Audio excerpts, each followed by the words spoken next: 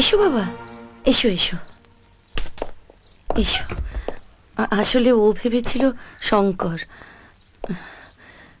তুমি ওকে ছেড়ে দেবার পর থেকে সবাই মেয়েটাকে এত বিরক্ত করছে। আমি ওর হয়ে তোমার কাছে ক্ষমা চেয়ে নিচ্ছি বাবা। ক্ষমা তো আমি আপনাদের কাছে চাইতে এসেছি।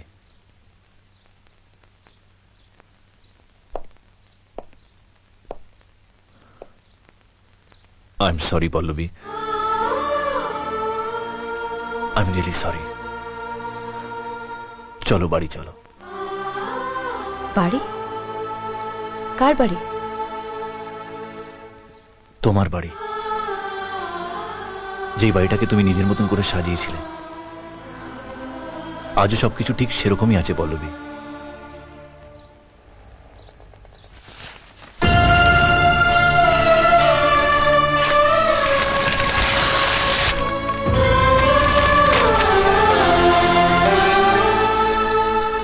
ম্যানেজমেন্টের ডিগ্রি নেওয়া তো, হয়তো হিসেব করে দেখেছে আগাছটা একটু কমই হয়েছে, তাই তার উপর নুনের ছিটে দিয়ে মাত্রাটা বাড়িয়ে দিতে এসছে।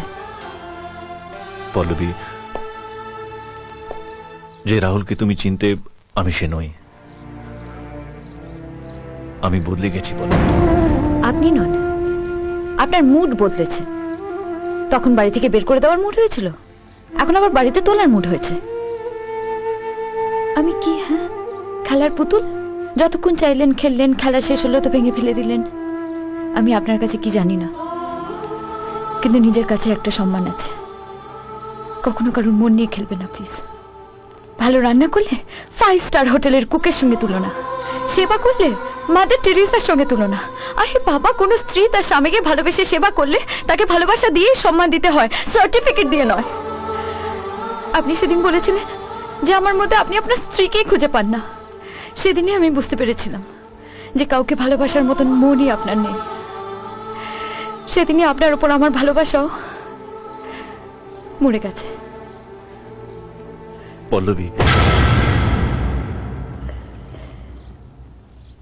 ভদ্রলোকের ঘরে এসেছেন, চা খেয়ে যাবেন, কিন্তু আমাকে নিয়ে যাওয়ার কথা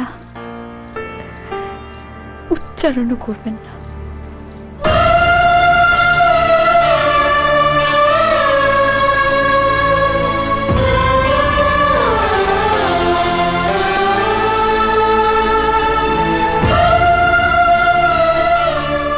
জানি ক্ষমা চাওয়ারও মুখ নেই আমার, তবু যদি পারেন ক্ষমা করবেন আমাকে।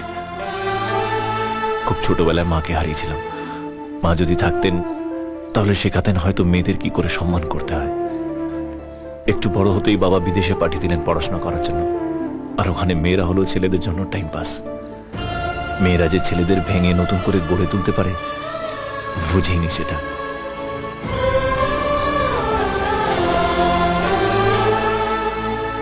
আজ নিজে যখন বুঝতে পারলাম, তখন তোমাকে বোঝাতেই পারলাম না। তবু আমি তোমাকে কোনো দোষ দেব না।